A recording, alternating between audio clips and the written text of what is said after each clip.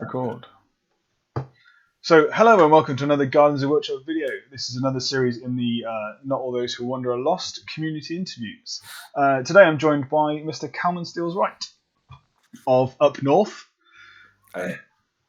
So, as we spoke a little bit beforehand, we're going to go through kind of your personal hobby, your collecting, your gaming, and kind of a bit of community kind of questions.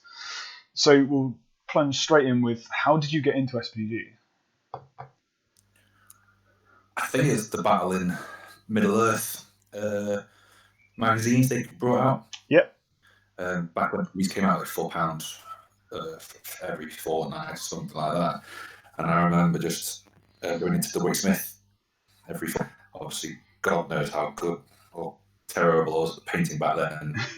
But yeah, it's got me hooked ever since. I had a bit of a break about a decade ago, and then discovered the GBA channel and haven't looked back since. Yeah, I was going to say, because you kind of burst onto the scene about 18 months ago, 2 years ago, maybe. Yeah, roughly about 18 months. It was. I've always played in Chester in local tournaments, and I think then Gethin discovered the EHL first and hosted like an 80-pointer, and that's what introduced me to it. Introduced me to Best Newcomer and gave me a top 4. Yeah, that's nice then. Yeah, rest history. So, kind of, what's your favourite aspect of the hobby? Is it your gaming, your painting, terrain building, list building? It depends what mood I'm in. It really does. Like at the beginning of the year, I was enjoying painting a lot because I was trying to paint 2 armies for the GT. But like this moment in time, I can't stand painting. I couldn't stomach to paint another model. So it's more like list building at the moment. Okay. Is what I'm passing time with. So yeah, I'd say I quite enjoy painting heroes. Would be if I were to pick anything out of the hobby side of it, painting a nice hero sculpt like the new Theoden or a new Forge World model like Thranduil. They're just a joy to paint. I hate painting troops regardless of what's going on. Yeah, I kind of know the feeling. I'm slogging through a few troops at the moment. So that's your least favourite aspect, is it troop painting? Or you've got 10 of the same model and it's just the go-to colour in SPG is just brown, isn't it? There's so many shades of brown. Yeah, there's leather on. There's leather on everything. So how do you split the balance between kind of building models, terrain, painting, playing? Obviously, at the moment we're still in lockdown, so playing is not necessarily an option. But imagine it was kind of a run-of-the-mill year. I get a plan and I stick to it kind of thing where I'll buy the generic force of an army. Like I'll have my Iron Hills, I bought one of everything. Okay. And I just get a feel of the army. And then I started painting it up while writing lists and practicing. And it just kind of molded together. I was kind of juggling them at the same time. Okay. Do you follow me? Yeah. So were you kind of painting a group just to get them painted, and then as you were tweaking your lists, you were tweaking what you were painting? If you follow me. Yes and no. In a way, it was very much. I'm very much a collector. If I do an army, I want everything in it. Yeah. So I'll do it fully. Welcome to the club. To another army. Yeah. That's why I don't have many armies. Okay. Because I don't want to sit until I can get all of it. So with Iron Hills, it was I bought one warband. I think that was my original purchase, and then Dane. And then you look at it and go, back then I didn't know how cool the blisters were. When I bought one, I just bought one.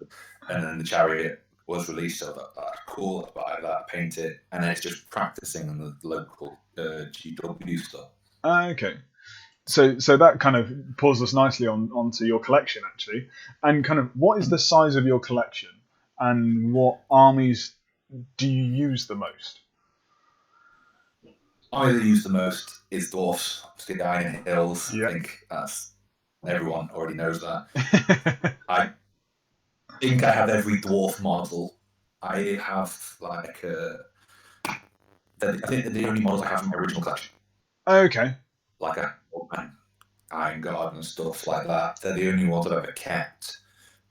I think I've had gone in the past that have been binned or lost or whatever. But yeah, my collection is pretty small. I think so every dwarf. I don't have many evil armies. I have a Mordor and a Dol Guldur. That's it.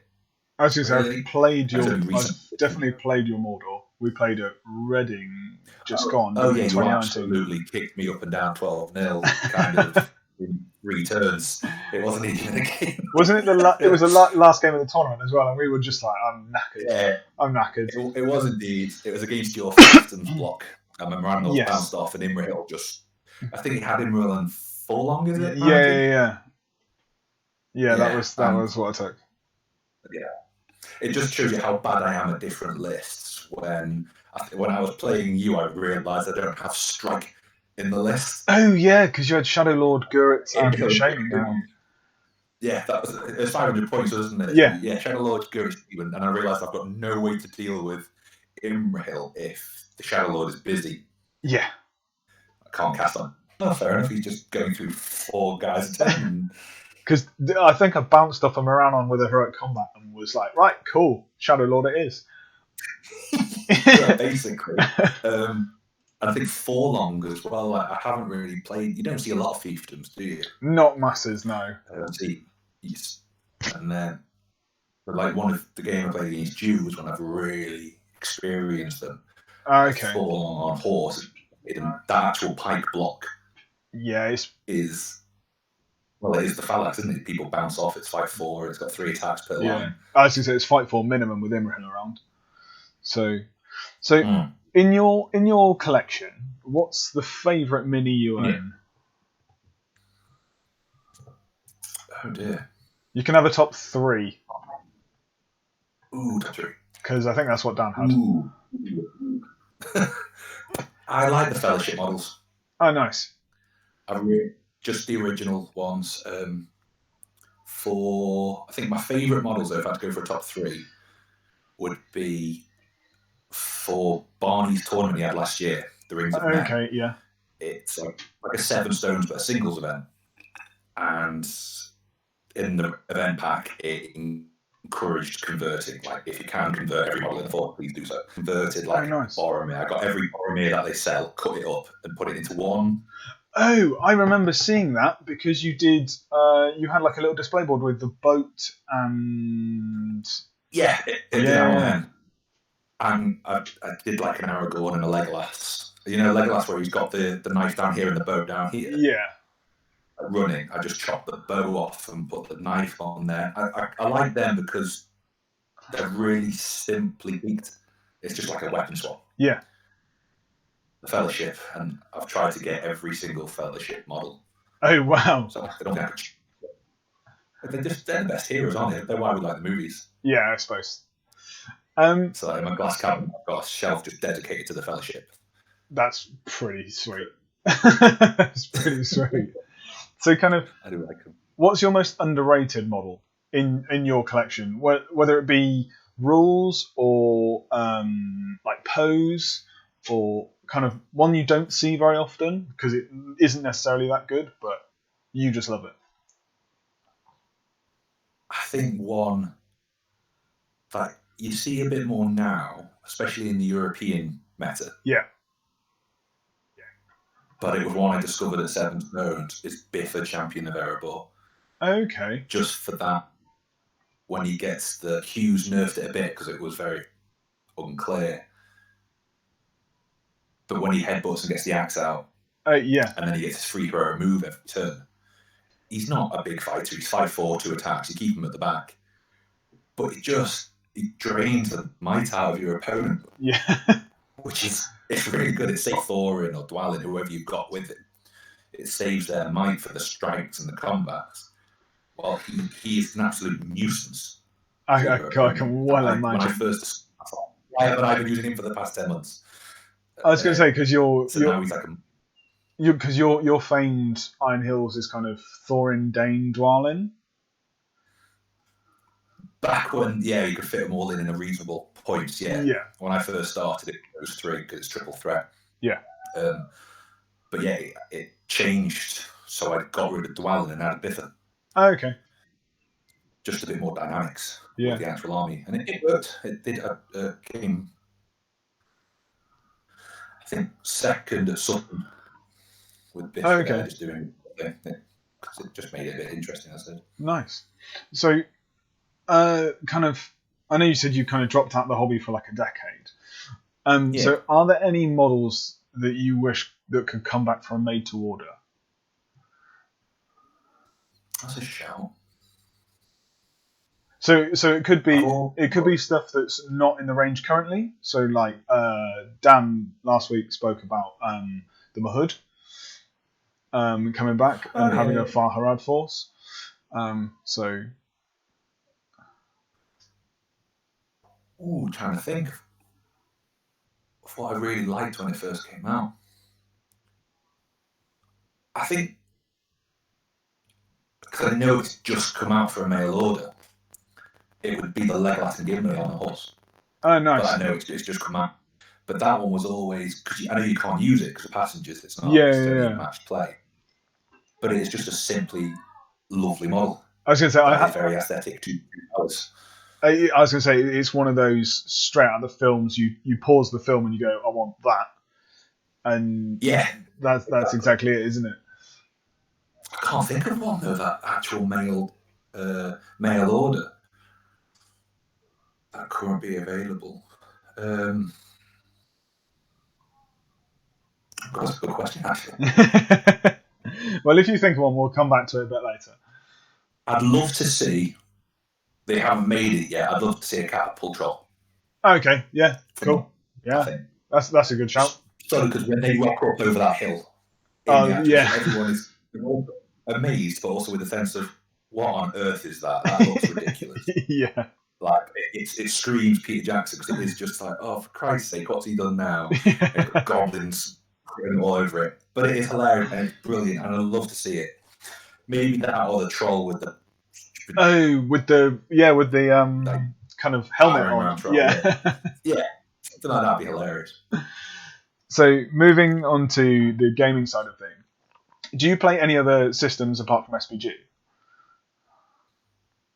Not as much as SPG. I play 40k. Did play 40k, I should say, quite comparatively back in the day. I've just started painting up a Death Watch because I want to try that after the lockdown's finished. Just with a few local friends. Not really. Yeah, fair enough. I don't really have the titles and do other things in SPG. There's so much you want to do with SPG that everything else just gets backbenched. That's exactly why I only play SPG.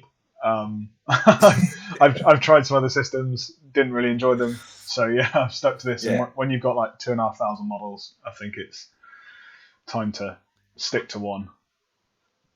Yeah, I think there's something about SPG because we've got the books that we love, the movies that we love. Yeah. And I think for people our age as well, we've got the just nostalgia of the movies. Oh, most definitely. Most definitely. It is very much that the fact that in 40k you're painting a Space Marine and you're like, this is a really cool model, and don't get me wrong, model quality now is the best in the world by far. It really is. Like the Primaris Marines are amazing plastic kits. But when you're painting an Aragorn or a Frodo, for the past 20 years, so you're painting them and you want to do it justice because you love that character, and I think that's why I play it the most. Yeah, no, I completely agree. I think 40k has a similar rhetoric with some people when they're really into the lore, and like reading all the Black Library books, etc. But it's so easy for a body on the street to see the films, walk past a Games Workshop and go, oh, that's cool. Obviously, they don't have them in store as much now, but it's that. Yeah. Posters in the actual windows of like Gandalf or something, and it just draws people in instantly. I was going to say, I remember when I was younger and I used to get the train into Bath and walk past the Warhammer shop, and there was there was one of the big like kind of rotating platforms, and it had a Mummock in it, it had a Felbeast in it, it had some of the Fellowship, and you're like, immediately your eyes just drawn to the mummock, and then you see everything else, and you're like, it's just so cool. The hype when that thing came out. Oh, it was amazing. I think I must have only been about 10 or 11, but when that came out, I think it sold out. Everybody wanted them. Yeah, I was going to say, I remember having a Return of the King collector's book, and it had like each kind of, not every model that was out at the time, but kind of a lot of them, with like a little tick box and how much they were in kind of pounds, euros, and something else. And then at the back, it had the mummock, but it wasn't out yet. But it was just a picture of the fully painted model. And it was like, oh, this is the biggest thing we've ever made. It's like 28 centimeters tall. And it was just like, oh man, that looks cool. It's such a memorable scene as well, isn't it? Oh yeah, no most one definitely. Get that from the movie. Yeah. So to have a model of something as memorable that you can relate to as that, I think that's where SVG can pick 40k and Sigmar. Yeah, I think for the minute, I know kind of there might be, if they ever did a TV show or a film or something about Warhammer, I know they've done computer games, etc., to draw people in, like Total War Warhammer and Warhammer Dawn of War and stuff like that. But yeah, it's still, you've got the box office films to go by, so I think you'll capture a lot more people. Exactly. So household names. Yeah, most definitely. Do you, kind of going back to the gaming side of things, do you play more competitively or more for fun? Or is it entirely dependent on a tournament or kind of your mindset at the time? I'd say a bit of both. If it's a 100-point tournament and the players you play against, you want to do well against them out of respect for that player. Does that make sense? Yeah. No, that sounds exactly right. That sounds kind of how my mindset is. You take for me, I take like a green list. I haven't run a yellow list, and I don't plan on running a yellow list. But every person you play against, you want to try and be competitive and also have a bit of fun. Yeah, exactly. But if it's like an 80-pointer, you are just going for a laugh. So just take something, just take whatever the hell you want, go and have a laugh. Personally, for me, again, if I absolutely love the stuff, stories, I'll take a green. Or I'm loving Legendary Legions. I think they're the best thing. They're really cool. Hobby for the past, since the hobby came out, I think Legendary Legions are the greatest thing. Nice. Because it is for taking what you love anyway. Yeah. You it's bonuses, isn't it? It's bonus on a fun army. So I want to see, and I love the fact that they are now competitive. Because when I first started playing SVG years ago, before this edition that Jay's done, it was you take a bit from this, you take a bit from that, WYSIWYG it up, and then you got competitive lists like Gondor with Galadriel and Saruman and Hobbits, and it was just like a bit, well, that didn't happen. Or that I completely agree. Work. And I think that's why for me it's the best edition. So when I go to a tournament, I want to play. If I get a good player, I want to play the best I can with the fluffiest lists. Yeah. Well, to just be like, guys, look how cool this list can be if you play fluffy. Because back in the day, if I played fluffy, I got my ass kicked. Yeah, yeah, most definitely. I found that especially coming from the old edition to the new, I think for most of the armies I play, fiefdoms is the one that I've seen the most improvement, like is in a rule set for. Oh yeah. And pure fiefdoms force now is no slouch. They're like a Swiss Army knife, aren't they? Yeah, there's a bit of everything. Yeah, I'll just take this out and use that now. I like how everything combos in the fiefdoms. It's like a well-made jigsaw puzzle. Yeah. So, when you build an army for a tournament, do you build the army based on the miniatures or the rules? Do you sway more one side or the other? Now more of the rules. But like, if you asked me that 2 years ago, I would have been taking that because it looks sweet. Yeah, fair enough. But that was before us playing competitively. And then when you actually, I think it is the experience of going to all these tournaments. I think I went to 18 or 19 last year. Oh, wow. Yeah, I wasn't home. Every 2 weeks I was away or something like that. You just build an experience, don't you? And you realise what works well with each other. And I think that you can read the book a million times, but you won't get the experience of going to a tournament and just having 6 games. And that's where you get the most knowledge from it. Yeah, no, I do agree. I do agree. I've been in similar situations with my armies. Yeah, and I think that's where you choose then. You go, well, now I know that doesn't work, so I may try out this model that I've got. And it's just trial and error, and then you find out what works. And that's kind of how I make a list. I'll write it, see if it works. If it doesn't, scrap it, start again. Yeah. Have you found there's a certain build of list for yourself that works best for your playstyle? Because I know for me, I traditionally like more bodies on the field than people generally think. Yeah, I think there's 2 kinds of players, isn't there? There's a horde player, and when I say elite, I mean small. Yeah. And I think I'm the elite player because I can't be bothered painting troops. in 40k, I played a guard tank army and Deathwing. Okay, yeah. Because I need 10 models in a 2,000 point game, so I don't need to paint a lot. And it's the same with dwarfs. You don't need that many bodies because, well, obviously they're a lot of points, they're more durable, etc., etc., etc. But I would say there's a lovely balance, isn't there, with SBG? Yeah.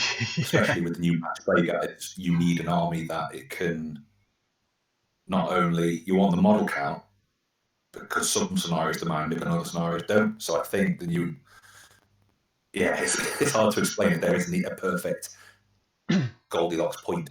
Yeah, because I know a lot of people say kind of find your points value divided by 20. That's kind of how many models you ideally want. Obviously, I've heard that. Yeah. There's some armies which completely go against that, and there's some army like both ways. So you're looking at your Goblin Towns and your Eagles. But yes, exactly. But for me, I know generally I like to push it a little bit higher than that. So say like 500 points, you're looking at 25 models. Generally, I try to push it a little bit higher. That's just my personal preference. While still trying to get the big heroes in, etc. So like my fiefdoms had 27 in, if I remember correctly, that kind of thing. But at the end of the day, it's a dice rolling game. So if you surmise more dice, exactly, you maximize the possibilities, aren't you? So yeah, and I also don't like putting all eggs in one basket with one hero who's got to try and do everything. Yeah, because that really screws me over. It make or break. Yeah, I agree. So going to the kind of the general factions as themselves, we'll stick with kind of pure lists at the moment, pure lists and kind of legendary legions. But do you think there are any factions that are top tier with kind of a standard player skill, if you know what I mean? So like 2 good players with that list should do well with it. Because I know there's some talk about potentially Iron Hills being OP, but actually there's not. I know just because I know you play them a lot. There's not a massive model count, which can scupper some newer players definitely with like recon, for example, when you need your little legs to get across. That's really well said.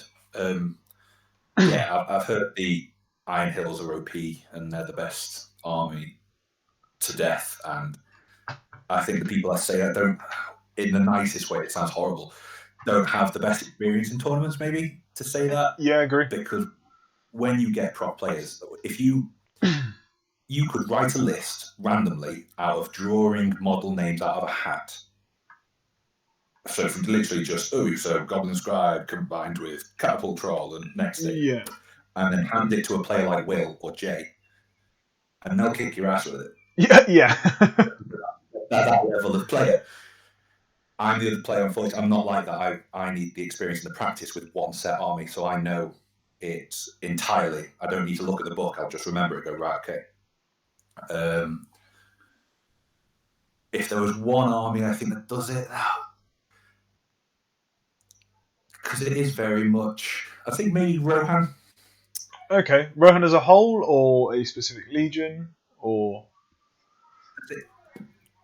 mainly because they're popular. A lot of people play them. Yeah. Because everyone wants to play the Riders of Thanos because it is the coolest scene ever. And it's also a relatively cheap army to build. exactly. You can do an all hero, or you can do troops as well. Yeah. And you're exactly right. You've basically got the Legion in the main box there, haven't you? Yeah. If you want to go with Théoden and 12 guys. And I think you could give it to a new player and they could have fun with it and do well because it is a hard-hitting army, or you give it to a really good player and they'll do really well with it.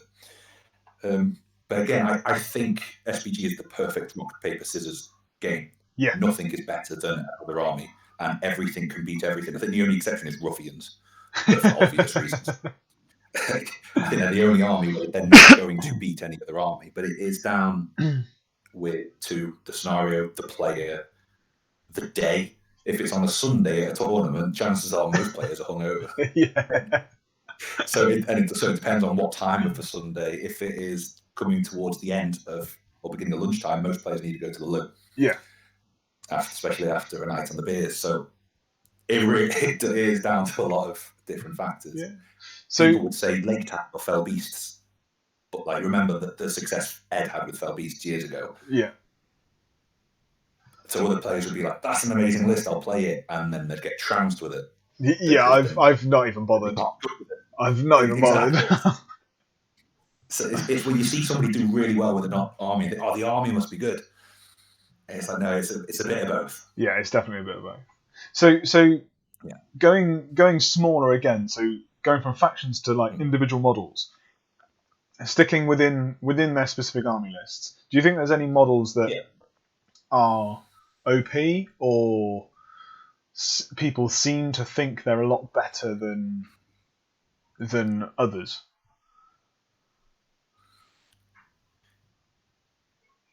For points limit, yeah. I'm going to, obviously, talking from experience, people are going to think it's probably predictable. I'm going to mention Dane. Yeah. Because he's only 160 points mounted. And for what he does to the army, I think he is relatively cheap for what he does. Yeah, I kind of, when he came out, I based him against Imrahil. Yeah. Because they're both 160 with full kit. But if in a green on green, Dane's got Master of Battle in that. Yeah. If Imrahil needs to charge to get the +1. Yeah. And if Dane doesn't, and if Imrahil loses, he's probably going to take 1 or 2 wounds where Dane might not. Yeah, definitely. But you compare him to like Aragorn or Elendil, who are a bit better actually in the fight, but they're 50 more points. Yeah. Yeah, completely agree. Dane, I think, is one of those that verges. He's obviously not overpowered because, especially in a pure Iron Hills army, he is the beatstick. Yeah, it's him and captains. There's nothing else. Yeah, so it's like the Helm Hammerhand Legion. Him and boys. That's it. Yeah. At least you've got heavily armored boys to back you up. Yeah, exactly. Dane can leave his army behind because he knows they're all right. I'd say, again, because I think the Hobbit models are naturally cheaper, or the heroes. When I say natural, I don't know why I've thrown that word in the sentence, but they are just for a points value. Yeah, I think so. Yeah, like for what Bard does to a Lake Town list. Yeah, he is the Lake Town list, isn't he? He's the foundation of it. With the kids, with the son, and I wouldn't say he's overpointed. He's one of those models that you think of just he's essential. Yeah, if you're in one of those lists. Yeah, I think most lists have, or at least most factions have quite a linchpin model that it won't do as well if it dies. So again, I'm going back to my fiefdoms and Imrahil. If he dies, you lose a massive banner effect, a massive standing fast. It's like the 12-inch. Yeah. One fight by you and an actual 12-inch banner, is that it? What, for Imrahil? Yeah. He +1 fight value to knights and men at arms within 3 inches, and he's a 12-inch banner, and I think he's a 12-inch standfast from memory. Oh, wonderful! On a hero of legend with like courage 6 anyway. So yeah, like he's solid. But he really isn't. That it's a shame. It's kind of like a travesty that you don't see that army a lot. But I'm sure that will change when eventually they'll get some kind of legion or a revamp. But they're meant to be the cream of the creme, aren't they? Yeah. Gondor. Yeah, most definitely. So they'll get their day, but they are a solid list when done properly. Yeah. So moving a bit on to tournaments, what's your favourite points level to play at? Do you have like a sweet spot that you really, really love, or is it kind of between? So like Dan, for example, had between 500 and 600, and then between 800 and 1,000. I'd say 700 or 800 for me, like the GT or Sterling, stuff like that. Yeah. You can take a bit of everything and have a functioning army. You can have a big hero if you want one, or you can have a lot of troops, like a lot of troops at 8 points. And it means you have like people who enjoy army list writing are going to really love doing an 800-point list because there's a lot to choose from, because you can fit a lot in. And I like that as well because it makes for a much more interesting game. Yeah.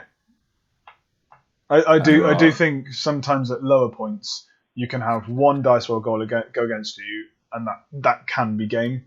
It can be your big hero, or definitely, and it just sucks the life out of you sometimes. I know that much. The only thing I'd say with lower points tournaments is, and I suppose it goes back to other questions about are there some armies that are OP, and again, depending on the actual situation, at 500 points, I'd say that there are some armies that absolutely shine, that are, I wouldn't say shocking, but they are almost terrible at higher points. Yeah. Like Rangers of Philly or Arnor. Arnor are incredible at 500 points.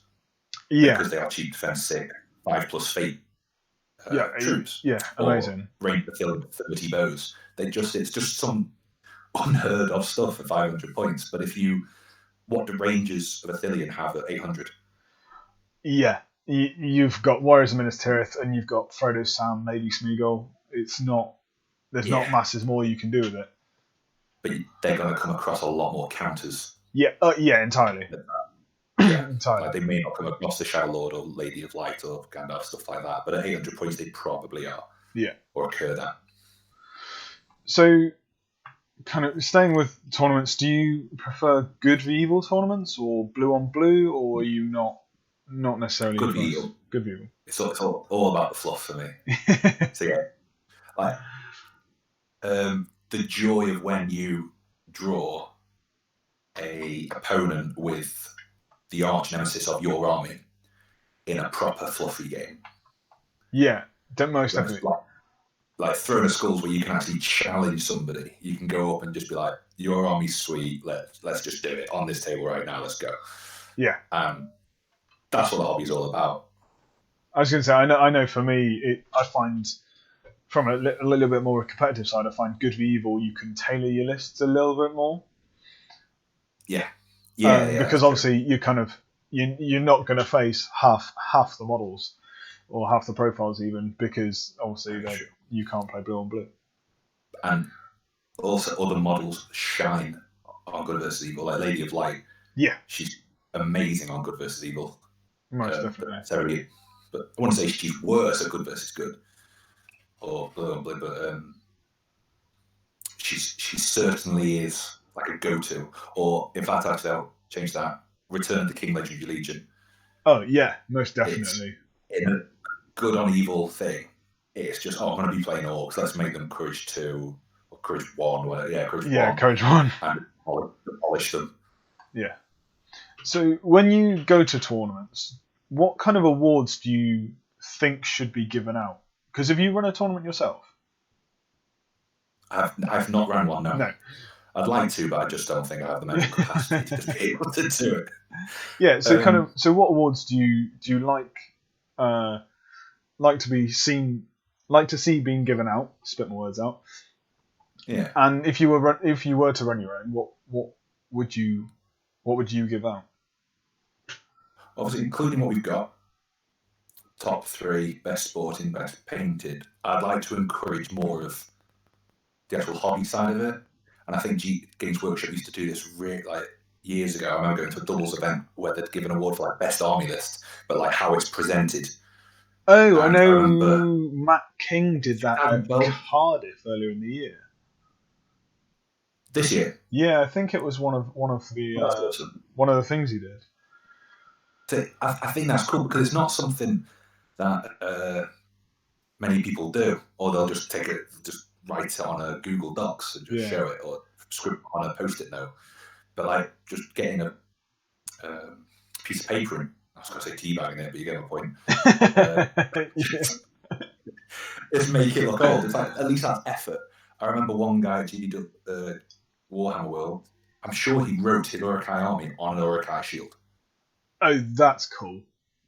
And I mean, yeah, that's an automatic. Like the effort to do that is awesome. And I love it. Like if you come up with a scroll and stuff like that, and encourage display boards, and it's more of the hobby side of it. Because again, in a tournament, only 3 people are gonna see podium. Yeah. So it's just I love spot prizes. Whoever came up with spot prizes originally in the GBHL should pat themselves on the back. I was going to say I do love a spot prize, and that's something we've included in our tournament, which is going to get postponed early July, but we're not entirely sure when. Yeah, most definitely. I'm not risking anything with family and everything. It's not worth it. Yeah. So I think it's the right thing to do. Yeah. So going next question, kind of ironically, is: have you seen any upcoming events that you want to go to? Obviously, you could have a ticket, you could not, or just obviously in this current situation, are there any tournaments that you really want to go to, kind of 6 months down the line? Loads. The friends I've made, and the distance between us, if that makes sense. Yeah, like the physical distance. Yeah, literally. I got so the Nottingham lot, but they're a 2.5 hour drive for me. So just to see them and catch up means a tournament. Stirling, I'd say. Absolutely. I think Stirling was the first proper GBHL tournament I went to. Okay. So it's got a nostalgia thing for me. It was just. I was going to say that's. I mean, they run it so well. That's Cardiff. That's Cardiff for me. I went to uni there, and it was my first tournament. And yeah, I know the Kings. Yeah, like a loyalty to it. Isn't it? Yeah, most definitely. Like, Stirling is absolute miles away. I was going to say, how long does it take you to drive up there? About 4 hours, but it's literally just M6 all the way to the border, and then motorway all the way to Stirling. Yeah. I was going to say, I know that route. Yeah, I know that. It's cruise control all the way up. Yeah. 7 Stones is brilliant just because of how wacky it is. Yeah. I said because I'm new to the GBHL, I've only experienced basically one of every tournament, and 7 Stones was just surreal. The issue is this year with the lockdown, and I am weeks away from completing on buying a house. Okay. I don't know if this year's going to be a write-off for me, unfortunately. Yeah, I was going to say I went to a lot 2018. Went to quite a few last year, but yeah, this year we moved into a house in November. Got wedding next year. It's kind of like right, here we are. Broke for the foreseeable future. Yeah. So I'm just painting my collection and playing with friends at home, to be honest. Damn, man. Like, last year, I went to so many tournaments, I maxed out a credit card on the hotels and like petrol and stuff. That's crazy. It's like only it's like just under $2,000. But I've just spent lockdown paying it off. Yeah. Because I'm not doing anything else with the money. Yeah. So it's basically gone. But it's that kind of thing where I think, hang on, I needed a credit card last year. I did it for the protection, obviously, but yeah, it's that level of money. I need $2,000 if I want to go to all the tournaments I went to last year. Does that include beer money? Too much beer money. And again, there's some tournaments like the GT last year where most of the people, as you know, won't take no for an answer, and they're very generous. They'll buy you the drink. So even though you're like, no, I don't want to go out, I'm skin. They're like, tough shit. Here's a pint. Get on with it. And it still adds up though, and you still spend money. And tournaments can become an expensive thing, especially if you go to a Warhammer World event, because whatever model they bring out on the Sunday, you just end up buying. Yeah, I know when I went to the GT, last year maybe, Hmm. or the year before. I bought the 9 Nazgul, and I was like, cool, Oh, that's £100. quid gone. Oh, here we are. But it's petrol as well. It creeps Yeah. up Well, or fuel yeah. traveling. Well, for us especially, we're Wiltshire, so Yeah. Manchester, Chester, Nottingham, they're all 4 hours away for us, Oh Jesus. and it's Yeah. like probably the closest one is Reading, and that's an hour and a quarter for like a 100-pointer. Yeah. Barring the one that we were going to run in Bristol, that's only half an hour away. But Reading, we can drive there and drive back each day. Yeah.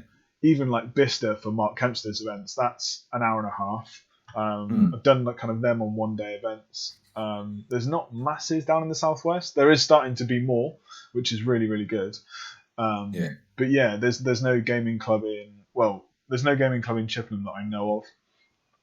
There's a small Warhammer store in Bath, and I don't know of any independent kind of clubs. Firestorm have just set up one in Swindon, but I've not been there, and that's half an hour away again. And it's kind Yeah. of like, yeah, for us, if we want to go away, we know we've got to plan it pretty far in advance. So and that's part of the curse of the GBHL, and it is the best thing about the GBHL as well. Like when I first started going, I didn't think I'd make friends that I've made. Oh yeah, no, I completely agree. And then you want to see them. You want to be like, oh no, I'm missing this guy. I want to go see him. But that involves, as you said, a 4-hour drive. Yeah. It becomes costly. Like, Yeah, most definitely. Expensive friends. Yeah. So moving on to like sticking within the community side of things, which player or army, they can be two completely independent like kind of answers, do you struggle to play against? Kind of who do you not have a good record against, or what army do you not have a good record against? Is there any one person in particular? Yeah, there's one person. He's probably laughing his ass off right now. I've played him 5 times at different tournaments. I think 2 games he was a cheesy bastard and did absolute just like he drowned half his Corsairs in a pond. Okay. 25% himself against my Iron Hills, and that was a contest of champions. You'd think Dalamir versus Dane in a contest. Oh, I got this. Nah, I got smashed. He's beaten me. Storm the camp back when a ballista was, well, no minimum range, 90 points. It was beat me at that. Well, it's the one and only Jade Clare. I've never beaten him. Never beaten him. Just every time. If I draw him, I may as well just it's always a laugh though. I was going to say, I've played him once and it was good fun. It is. Like, I played him at Sterling, and as I said about Biffa before, he's like a key in my army. He charged a Warg Rider into one Iron Hills warrior, so I thought, I'll just send Biffa in to give him a hand. I lost the fight, and then he rolled 6 to wound Biffa and just killed him. Oh, wow. Yeah, yeah, it's just, okay, I don't do that. You can't help but just laugh. Oh, yeah, of course. He's the worst trash record. I've never beaten him. It's just so depressing when I see him. I'm like, oh no, I'm going to play him again. so army-wise, so carry on. I can't think of what army. I would say maybe Elves, Rivendell, just because they're very dynamic, I guess. Or they're an army that I certainly, when I see a pot on the field, I'm a bit like, oh, I'm going to struggle here. And I know people have been like, oh, you play Iron Hills, you shouldn't. They always have something up their sleeve. And maybe that's just because I play Gordor as well, if I do bollocks. Oh, yeah. Because they're all about the and stuff. But yeah, I'd say if that's the one army that I don't want to see on the other side of the field. Okay. So going back to your previous statements, best player you've ever played against? Oh, I don't want to say that now just because he beat me. I'm going to be bitter.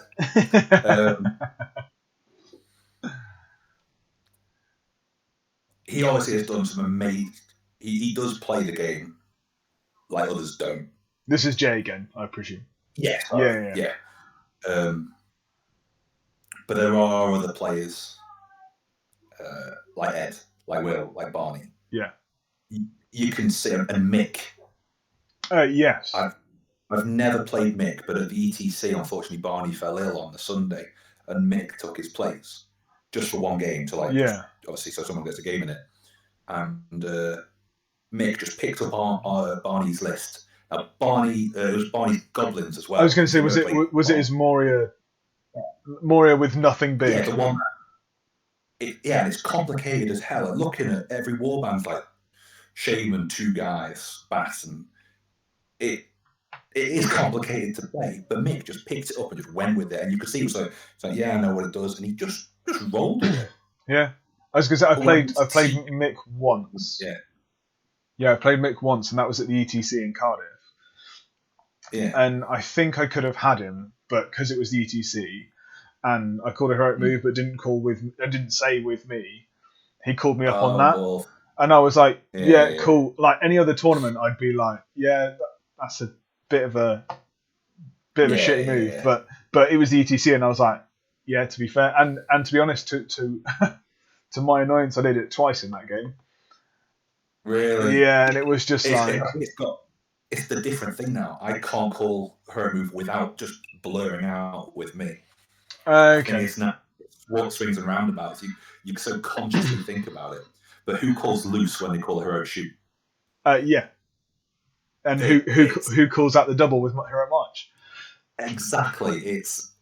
There's a stigma about with me where a few players called it, and now it's just a thing where everyone will never forget about it. Yeah, which is probably a good thing. But another thing about good players, and this sounds weird and it sounds quite soft in a way, the way Ed places models. And I've tried to explain it. Tried to explain this to him.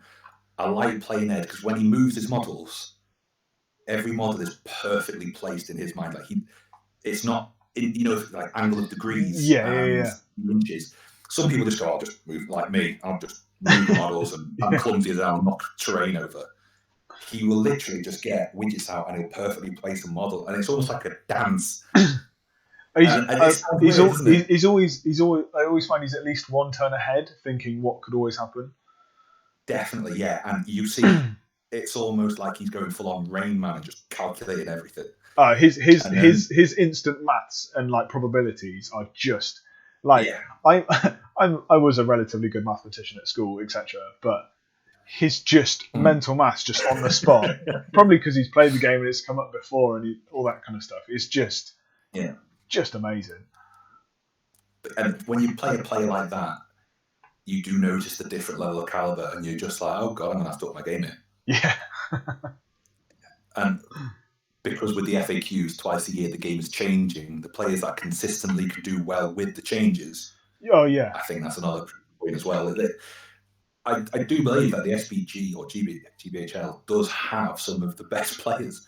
Like they could probably go pick up 40k and show them how to do it. Well, I know. Well, Jay picks up Shadespire and Guild Ball. I know some of the other guys picked up Guild Ball. I know Ali King went into AOS and like just kind of picked it up and did like pretty well in his first tournament. And it was just Ali's another player. He's probably the most consistent player in the GBHL. Yeah. If he goes to a tournament, he's almost guaranteed a podium with whatever he takes. And he takes things. The only reason he takes armies is because nobody else does. He's like a massive hipster. Yeah. He only takes Fog Wardens because nobody else does, but he wins with them. He's currently playing. I know he's planning Easterlings.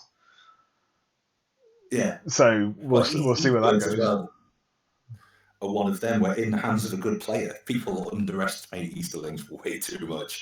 Yeah. They're only strong. They're crap. Or they don't really. It's like play a good play with Easterlings, and you'll regret every word you've ever said bad about them because they'll make you bleed.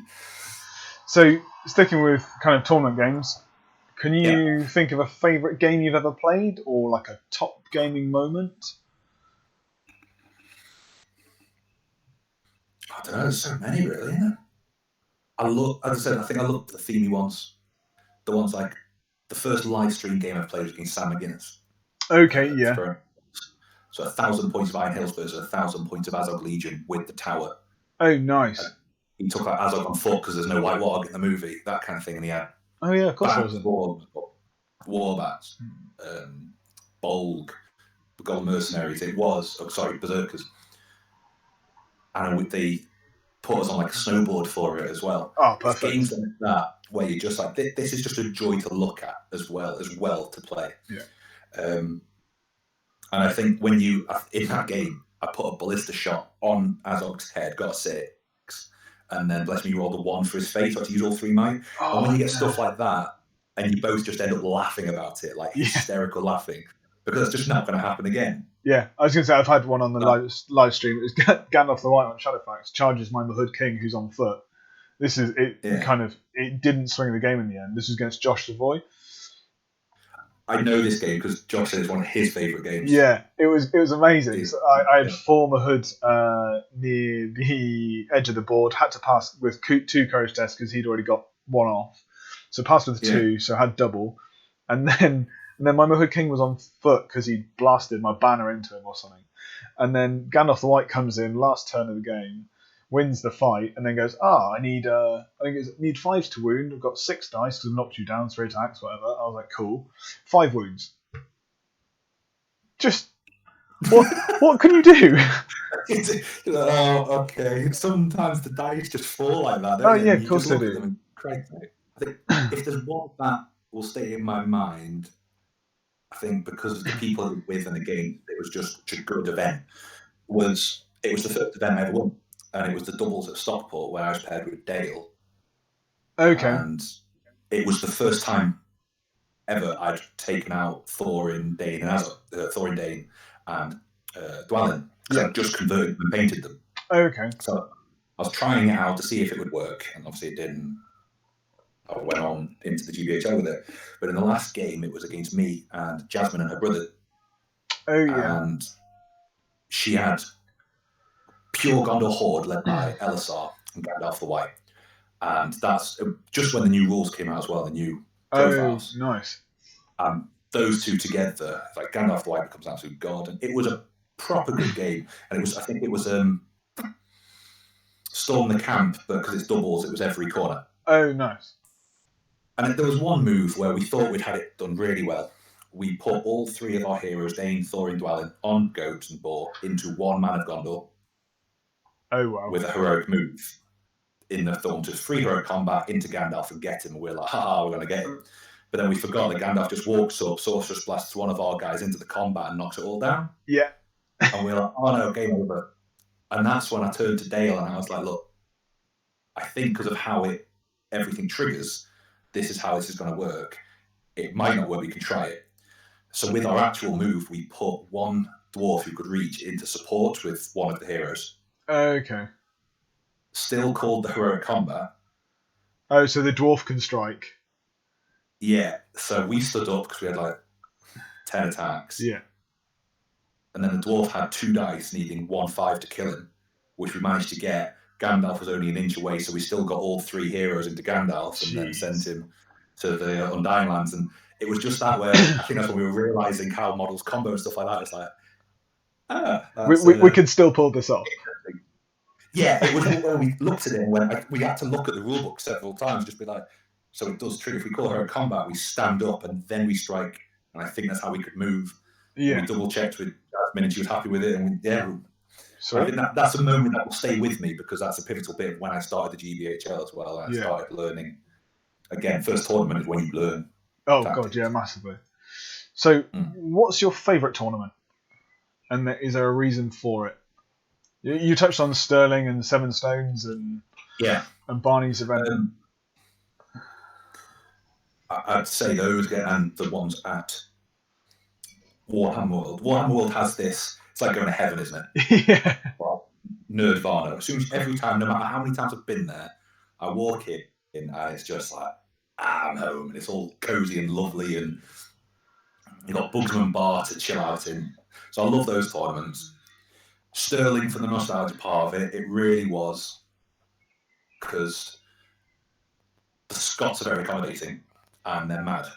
I was going to say, I know the first tournament I did in Cardiff, I ended up on a night out. Bearing in mind I knew no one. I didn't even go with Luke or anything at that point. I went by myself. I ended up on a night out with Larry Miller, Ali, Ali's mad on the night out. Kieran Street, and I think it was Chris Murphy or Dave Reed, and I can never remember which one, which is really, really bad. But yeah, having drinks and chats with the Scots is always fun. Yeah, they're just so accommodating, and they're mad. I mean, McGregor and Gilray will give you a headache within 10 seconds of being in their presence. I've played Gilray. And me. Yeah, I've played Gilray. But even off a table. Oh yeah, they're lovely, lovely chaps. As much as I love them, it's just the best memories of going out having a laugh with them. I mean, I went to the tournament in Ireland in Kirkcudbright. Okay. And I went with Liam Friel, McGregor, and Gilray. Oh God. And Kirkcudbright is the tiniest village with 2 pubs, but it is in this lovely picturesque. It's on the loch. Oh, nice. And we just, between games and for the whole weekend, we just drank on the beach for a weekend because there was nothing else to do. Because it was in the middle of nowhere. Yeah, so it's just memories like that you make. Yeah. Just surreal. But Seven Stones as well, for the complete opposite of Stirling. Stirling is a competitive event, it's prestigious. Yeah. Seven Stones, because it's just the complete opposite. And you see, like the first, I've only been once, Barney took a pirate ship with Corsairs and the Watcher in the Water as like the Kraken. I remember seeing that. I think, was it James Long? He took an entire army of just all unarmed. Every unarmed model in the game, an army out. It's the ideas people can come up with. Just baffling. Yeah, exactly. It's almost like you're either a genius or you need sectioning. How on earth did that thought cross your mind? Like, that's what I like about it. And they're rewarded for doing it. They're encouraged. So you've touched a bit on kind of going to tournaments within the UK. Is that what's the furthest you've travelled to play? Poznan in Poland for the ETC last year. Oh, right, of course. Again, the games that would be brilliant because you're meeting people from different countries. Yeah. And Team Spain stick in my head a lot, and it's like a running joke between Team England because the guy I played against kept on rolling 4s. And if you've seen, it's like an inside. It's going to be a joke. Oh, you should have been there. So it's not going to be funny at all. Yeah. But have you seen Pirates of the Caribbean? Where, he goes like 4 4s. Oh yeah, whatever the dice game is. Yeah. Yeah, I think like dice. The Spanish just walking around going quattro, and like staring at you. It just broke me. I couldn't concentrate on the games because my ribs were cracking, and it's just become like a catchphrase that if anybody rolls a lot of 4s in the game, they're rolling quattros. And oh, nice. I do love it when that happens. Yeah, it just sticks. We couldn't remember that slotty was the name for the currency, so we called them Poznans. Okay. Because that was just how we'd ask each other if we got any Poznans left and stuff like that, and it was dirt cheap, so we lived like kings and ate like absolute. We ate like celebrities when we were over there. Because a restaurant with like a steak and a starter and loads of drinks was like 15 quid. Oh, nice. That's damn good. It's the best one was Ed got so drunk and he had a steak that was so good he wept. I've never seen Ed drunk. So we went to this bar. There's a main square in Poznan, and as soon as we sat down, before any of us could even order a drink, he says to the barmaid, like 6 B52s and 4 Cosmopolitans. And she comes up, and as she's putting the glass back on her tray. Oh, God. So he takes all the drinks, and then he just goes, yes, and again, please, thanks. And does it again. And it's just, Ed's on holiday, he's having fun. It was real. And again, the Scots were there in all the different countries. It was brilliant. I was going to say, I know, as well. I know one of the best nights out I've had. Well, one of the 2 best nights out I've had on tournament weekends are both in Cardiff, and the first one was the ETC. It was just on another level. It was. I think it was 2 Wales team 1s, me and Ali. 1 Wales team 2, Luke. Then it was to England, team 1 even. So it was Yeah. Harry and Jay. Harry being team captain and telling Jay, no, don't go out. I'm being good, and then Harry ends up coming out as well. And then it was There's not a chance that Harry will never go out. yeah. And then it was he's the devil on your shoulder. Making you and then it was 3 England team 2s. So it was Entwistle, Barney, and I think Edens. I think it was Edens, and then Gilray. Yeah, he's mad on that. And it was just like you say. It's just one of those. It's a weekend away with the boys. That's all it is. It really is. Yeah, that's the best thing about tournaments. It is you go to a random city or town, or as in go to a random village in the middle of nowhere, and just you make memories with friends, and that's the best thing about it. I've heard Cardiff is an incredible night out. I've got. I was going to say the other night out is in Cardiff, and it was like, when was it? It wasn't this year. It was last year. So it was 2019. It was like 52 players in the tournament, and I think we got around 18 to the club, and it was just that's pretty good. And it was just like, I know Harry Moore, Callum Clapperton, and James Long appeared at the tournament for the night out. They couldn't care less about the tournament for the night out. And there's an awesome group shot taken by the photographer in the kind of, because it's like a rock bar. Because I presume you're like most of the people who do this hobby. You love your pop punk. You love your 2000s music. Yeah, we're all that age, though, aren't we? Yeah, because that's kind of when the films came out. So yeah, in this group photo there is me, Luke, Sean, Dan Huckvale, Jay, Callum Clapperton, Harry, Barney. I think Entwistle was there. The one thing that sticks out in my mind, I played James Long game 1 top table maybe, or like table 2. It was definitely on the Cardiff stream. The first game of day 2, we were both struggling. Huckvale got back into the hotel at 7 a.m. and found Hinchy was there, and he found Ryan. He found Ryan in his bed, so kicked him out of his bed so Dan could get an hour's sleep. It was just one of these crazy nights out. It was amazing.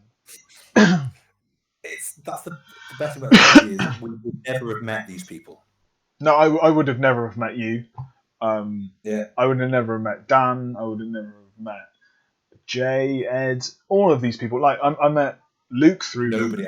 I met Luke through Wargaming, and he's one of my best mates now. So, and Dave Clubley I'm also really, really close with him. So yeah, it's amazing what a few plastic toy soldiers can do.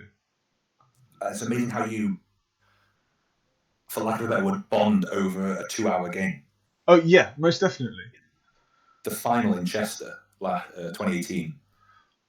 Like Gethin just asked me, Chester, I've lived on the streets in there, so like, will you take everybody out, find like a cheap drinking place? I was like, yeah, no worries at all. And I just got to know everybody from that one night out. I'm in my own city, so I'm like comfortable, like where the bars are, etc., etc. I just within a weekend, you've made friends for life. Yeah, most definitely. Any tournament you go to, you'll meet somebody who you will keep in contact with. Yeah. I think that's a really, really good note to finish on. Thank you so much, Kalman, for joining me. If you've liked this video and you've got any more questions for Kalman, drop them in the comments below. If you've got any other questions that you think I should ask, please drop them in the comments below as well. Please like and share, and we'll see you soon.